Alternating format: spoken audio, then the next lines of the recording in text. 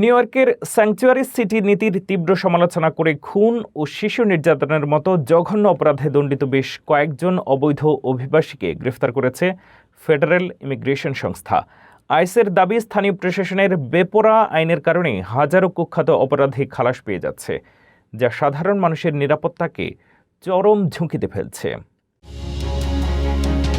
আমেরিকায় অবৈধ অভিবাসন ও অপরাধ নিয়ে নিউ ইয়র্কের বুকে শুরু হয়েছে এক তুলকালাম কাণ্ড।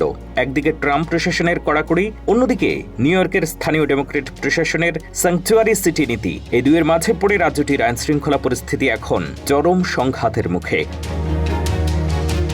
সম্প্রতি মার্কিন ইমিগ্রেশন অ্যান্ড কাস্টমস এনফোর্সমেন্ট বা আইস নিউ ইয়র্কের গভর্নর ক্যাথি হুকল এবং নিউ ইয়র্ক সিটির মেয়র জোহরান মামদানির বিরুদ্ধে এক বিস্ফোরক ক্ষোভ উগরে দিয়েছে। আইসের দাবি, এই দুই শীর্ষ রাজনীতিকের অদূরদর্শী ও দায়িত্ব জ্ঞানহীন নীতির কারণে নিউ ইয়র্কের রাস্তাঘাটে বুক ফুলিয়ে ঘুরে বেড়াচ্ছে ভয়ঙ্কর সব অপরাধীরা। প্রমাণ হিসেবে আইস সম্প্রতি বেশ কয়েকজন গ্রেফতারকৃত অবৈধ অভিবাসীদের তালিকা এবং পরিচয় প্রকাশ করেছে, যাদের অপরাধের খতিয়ান শুনলে শিউরে উঠতে হয়। জ্যামাইকা, এল সালভাদর এবং ইকুয়েডর থেকে আসা এই অপরাধীদের মধ্যে রয়েছে কুখ্যাত খুনি, ধর্ষক এবং 11 বছর কম বয়সী শিশুদের উপর যৌন নির্যাতন চালানো পেডোফাইলরা। আইস কর্মকর্তাদের অভিযোগ, গভর্নর হুকুল এমন আইন পাশ করেছেন যা স্থানীয় পুলিশকে ইমিগ্রেশন কর্মকর্তাদের সাথে সহযোগিতা করতে বাধা দেয়।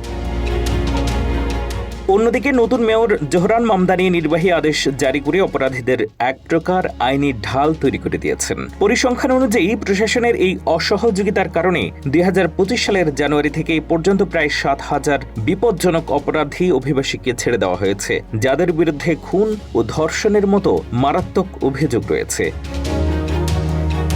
তবে আইস স্পষ্ট জানিয়ে দিয়েছে, রাজনীতিকরা অপরাধীদের পক্ষে থাকলেও তারা নিউ ইয়র্কবাসীর সুরক্ষায় এই ভয়ঙ্কর খুনি ও ধর্ষকদের তাড়ানোর অভিযান চালিয়েই যাবে।